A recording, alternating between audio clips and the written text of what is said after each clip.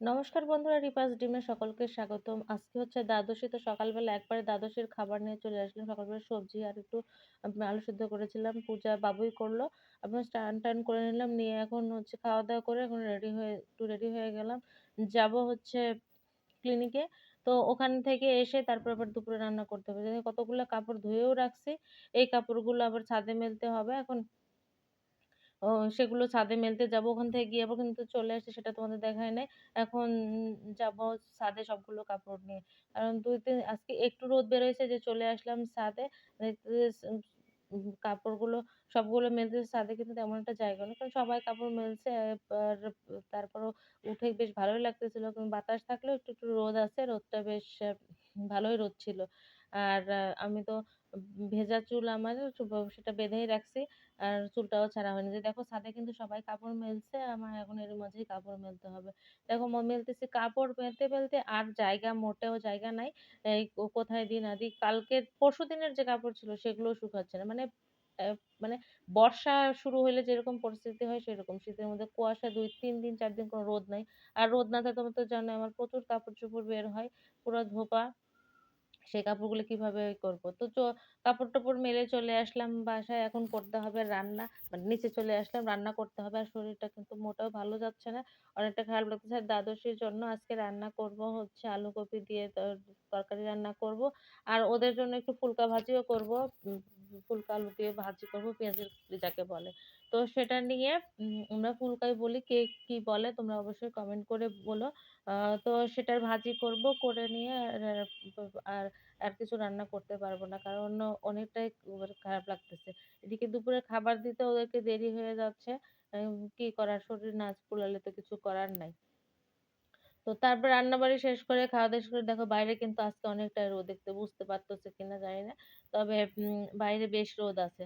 তো এখন আবার যাবো, খাওয়া-দাওয়া করে নিয়ে ওদেরকে খাবার পাঠায় দিলাম। এখন আবার যাচ্ছি হচ্ছে ছাদে। তো বাবু আগে চলে গিয়েছে। ও আর রাত্রে সন্ধ্যাবেলা আ মেয়ে সন্ধ্যা দিবে। তো আর আমি উম উম যাচ্ছি ছাদে। তো তোমাদেরকে দেখিয়ে দিচ্ছি আমাদের বাসার আ যে ছাদটা, সেই ছাদটা আরকি ছাদটা মানে সিঁড়িটা দেখা যায়। সিঁড়িটা কিন্তু অনেক আ লোহার সিঁড়ি, উঁচু ধারণ মানে কেমন যেন খারাপ, পাহাড়ের উপর ওঠার মতো সিঁড়ি। এই যে সন্ধ্যার আকাশটা দেখো, চলে আসলাম ছাদে। সন্ধ্যার আকাশটা দেখতে ভালো লাগছে, চাঁদটা সুন্দর লাগতেছে।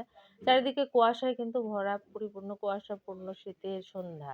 তো বিষয়টা খুব মজা লাগতেছে। ঠান্ডা, ঠান্ডা লাগতেছে। শরীরের মধ্যে বেশ মজা অনুভব করতেছি। তো তোমাদের কেমন লাগে সন্ধ্যাটা তো অবশ্যই বলো। আর আমার তো বেশ লাগতেছে। ছাদ থেকে চারিদিকে একটু ভিউটাও তোমাদের একটু ভিডিও করে দিলাম।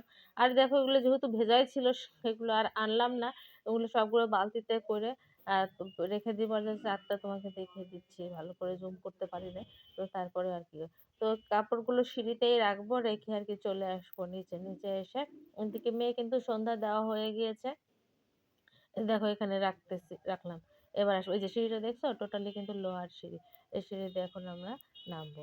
সিঁড়িটা নামতে কিন্তু বেশ ভয় করে। অনেক খাড়া সিঁড়ি, কোনো কিছু নিয়ে উঠতে গেলে, নামতে গেলে একটু কষ্টই হয়। তো যাই হোক, এখন কন্ট্রাক্টর প্রত্যেকটা জিনিসই অভ্যাসের দাস। উঠতে, উঠতে অভ্যাস হয়ে যায়। তো যে চলে আসতেছি। সিঁড়ি থেকে তোমাদের সাথে বাবু আসতেছে। কিছু যেগুলো পাতলা আছে সেগুলো কাপড়-চোপড় নিয়েছে। আজকে সারাটা দিনের ভিডিওটাই শুধুমাত্র এই কাপড় নাড়া দিয়েই ভিডিও আরকি। অন্য কিছু তেমন কোনো কাজও ওভাবে করিনি। আর মোট কথা ভিডিও করতে পারিনি। শরীরটা মোটে ভালো যাচ্ছে না। অনেক খারাপ লাগতেছে। আসলে আমাদের শরীর খারাপ হলে তো কাউকে কিছু বলার থাকে না। তো যাই হোক, এ বিষয়ে শুভ সন্ধ্যা বন্ধুরা। সন্ধ্যাবেলায় যে চা করে নিচ্ছি। আর দিদি কিন্তু হসপিটালে আছে, মানে আমার বড় ননদ। সে কারণে তার মেয়েটাও এখানে আছে। মানে আমার ভাগ্নি এখানে আছে। তো সবার জন্য একটু করে চা করে নিলাম সন্ধ্যাবেলা। আর চা আর মুড়ি। দেখো ওদেরকে মুড়ি খেতে দিয়েছি। পরে চা নিয়ে আসতেছি। সবাই লেপের মধ্যে বসে রইছে।